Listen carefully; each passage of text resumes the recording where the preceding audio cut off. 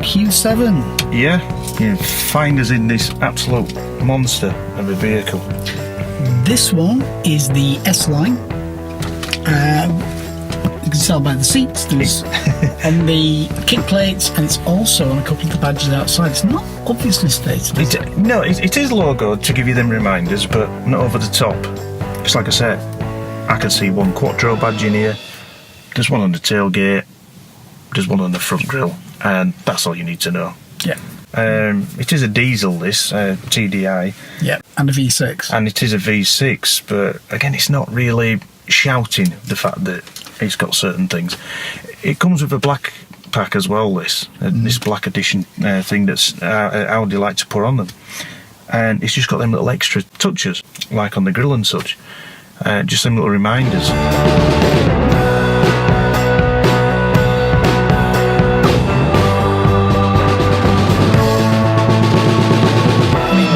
Every single option that was available at the time on this car.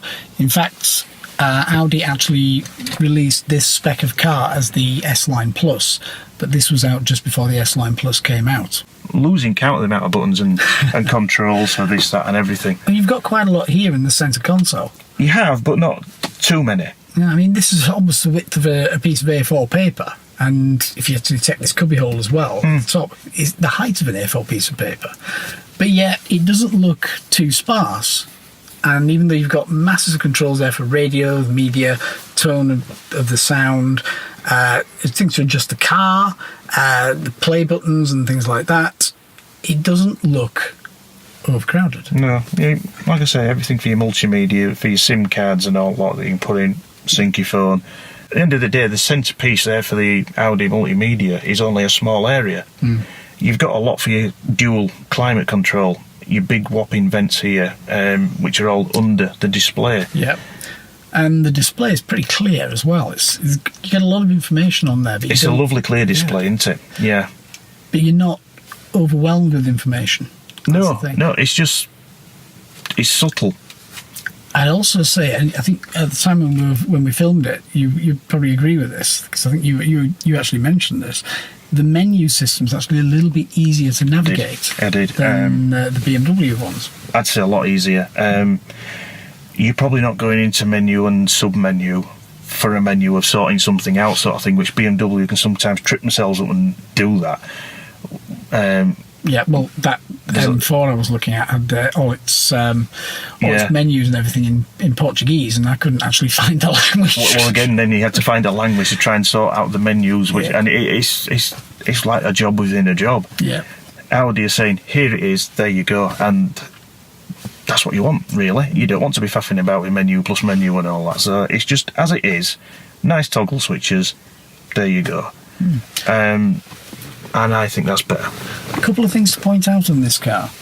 Because it has every single option that's available for the S-Line on the Q7, you actually have the strip lights underneath the metal. Oh yes, these ambient lighting, which I love. They're a bit like an icy white, like with a blue tint to them, and I think they complement all this lovely.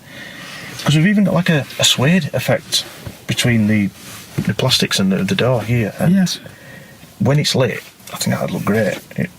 It's sort of like a theatre style, isn't it? Like a little, them sort of strips when you're going into pictures or whatever, and you've got all them guide things and all. It's just great, and you've got them in the footwells. You've got them all over. You also have lights in the wing mirrors as well, at the bottom of the wing mirrors. Yes, we've got these sort of, well, we call it puddle lights, haven't we?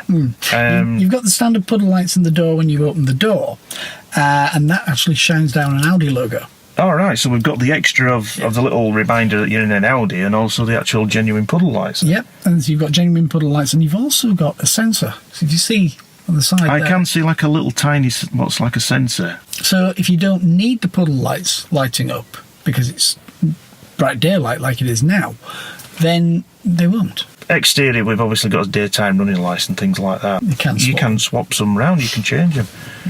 Again, more gadgets and more things to play with. It's just how you want it, you know. Definitely. Because let's not forget, we're in a 7-seater. Yep, that is a good point. But we don't feel like we're in a 7-seater. It is very nippy. And the other thing is as well with the air suspension, it's very much like the Citroens of old, where you had you can adjust the suspension, the ride height, you can adjust the firmness with the sports setting. So there's a lot of things. I think we have about 3 settings, don't we? We can have different levels of height and so on, and it's interesting to watch it go up and down. I like how this system works, where you can have your different ride heights with this, and it's interesting to see it as it moves and changes. It works. Yeah, of course. You've got your traction control button there to turn it off. Yeah. If you want to. You've got car settings, so you can then adjust all the settings on the main display. And it's just all them little touches. Like I said, we've got all the dual controls for the front and everything for the climate and that, but we've got lots going on, continuing. We've got lots of vents and power points. Yep, with 2 power points in the back for the rear passenger seats. We also have another power point in the back for the rear 2 which is seats. a good idea. So in total, we've got 4 separate power points just in this area. The rear seats are just as sculpted, and the ones for the rear 2, just as sculpted as these seats are. Yeah, they are. Yeah. So you're going to be comfortable and held in place regardless of where you are in the car. It's going to be a lovely place to be, as well as front, let's say middle, right to the back. I don't think anyone's going to be disappointed wherever they're sat in the vehicle. We're talking a monster, aren't we? Yeah. But it doesn't feel as big sat inside as it appears to be on the outside. No, it has that sort of way about it. Once you're in it a bit and you get used to it, you think, you feel like you're in the average sort of, let's say, biggish car, but not, not too massive. Now, something that I consider very important. Here's the Audi. They've still got a key. And the reason I consider this important is because relay crime. Yeah, which is big now. So somebody could actually come up to your house with a relay box, scan around.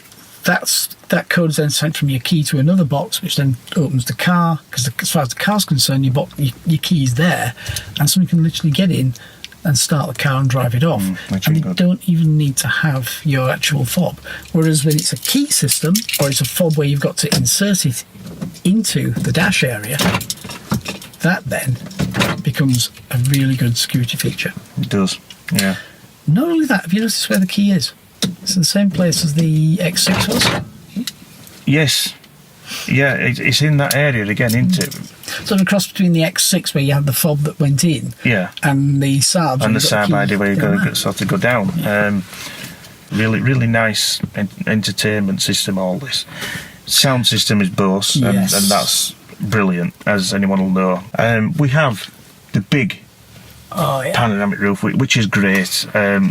Opens various ways and can also be all completely closed off so you can have privacy. The cover come over. Yeah, it's going to be a perfect environment to be in. Have you noticed something about the climate controls? And I have. Now you point them out. As we know, Audi own Lamborghini. And they're very similar to the controls that were in the Gallardo. They're heading that way, aren't they? Absolutely super with a boot. Yeah. When it's open and you put in anything you've got to put in, all you have to do is touch of a button and it closes. Yeah.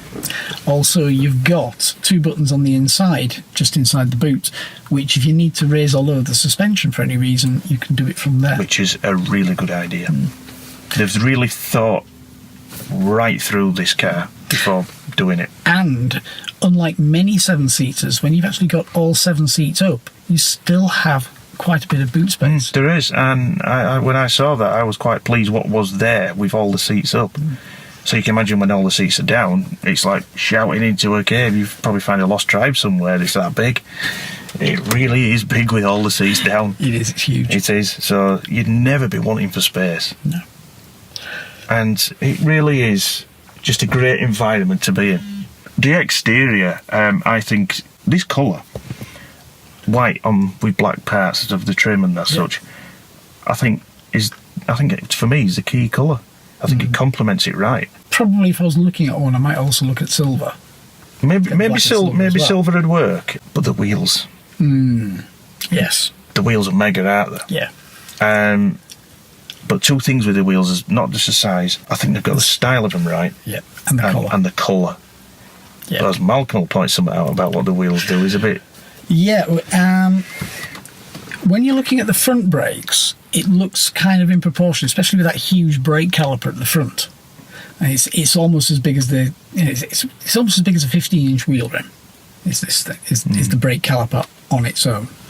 But when you get to the back wheels, it's more sort of a standard size. And then when you've got these huge alloys, the brake disc looks tiny and almost insignificant, but it's still the same sort of stuff you would find in the more top of the range Audis, but it's just in a bigger package. So yeah, of course. I mean, them wheels are the sort that they're perfect for this vehicle. Yeah, perfect size, perfect style, perfect colour, as you mentioned. Perfect colour. I love that colour. But they're slightly deceiving that you think the brakes, especially the back, are up to. But believe me, they are. Oh yeah, because they have to be for a vehicle like this with the sheer power it has. As you said before, your rear view mirror. Yes. You'll notice this coming up behind you. It is very imposing. It's that imposing look with the daytime running lights, so it gives it them eyes, and then the big whopping Audi grille with the glossy black edges, with it being a black edition one, and it's just that imposing sort of look you get in your mirror coming up behind you, and you're reminded of what sort of vehicle it is. But for your driving, your passengers and all that, when you get used to this vehicle and you're in it, you tend to not think of its sheer size until you look at the mirrors. Until you look at them mirrors, and them mirrors are massive, and them's the little things that say, don't forget what you're in something really big here. And of course, when you climb outside and you see the sheer size, you are reminded. Yeah, it has the little flared wheel arches, nothing over the top, just subtle, giving it that bit of a stance on the road, and it's just everything. It all works, exterior, interior. There's nothing you can really fault with the car at all. Yeah. It's not going to complicate or confuse you, and it's just right. It's easy to use, but lots to use. It's white text on black dials background with the trip computer sat nicely in the middle. In fact, that's very much the same as the R8, except bigger. It is, but in a bigger proportion, which you'd expect. Very taken with this vehicle. Flappy paddles was flappy paddles in it, yeah. And then when you step out of it and you see the distance you've got to fall. Yeah, which we will do as we step out. Not fall. No, we won't. We will not fall. But as we step out, we'll be taken aback again of the sheer size, and the styling as well complements the size. It does. It doesn't make it overbearing. It actually makes it quite nice to look at. It's the one vehicle that it took us a bit to sort of pin down and get, and I'm glad we did.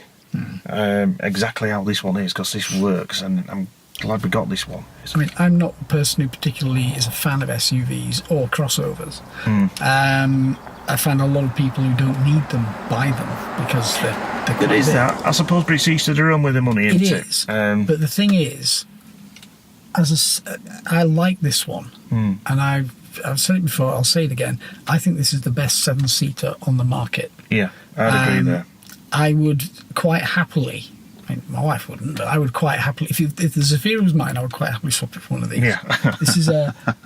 This is a far more practical vehicle with the space, because you can have all 7 seats up and still have room in the boot. I think with this as well it's not just about it being practical as well. I think it's enjoyable. Yes. And I think it'll give you that sort of, I've had a damn good ride, when you get out of the car and you think, it's that sort of thing, yeah. And look, it's even got indicators. And it even has indicators. So yeah, as we climb out, we're going to discover just what a big beast it is again. It's a fantastic car. It's a beauty. Yeah. I'm glad we got it. Well done, Audi Q7. Beautiful. Time to get out. Time to jump out. Yeah, literally.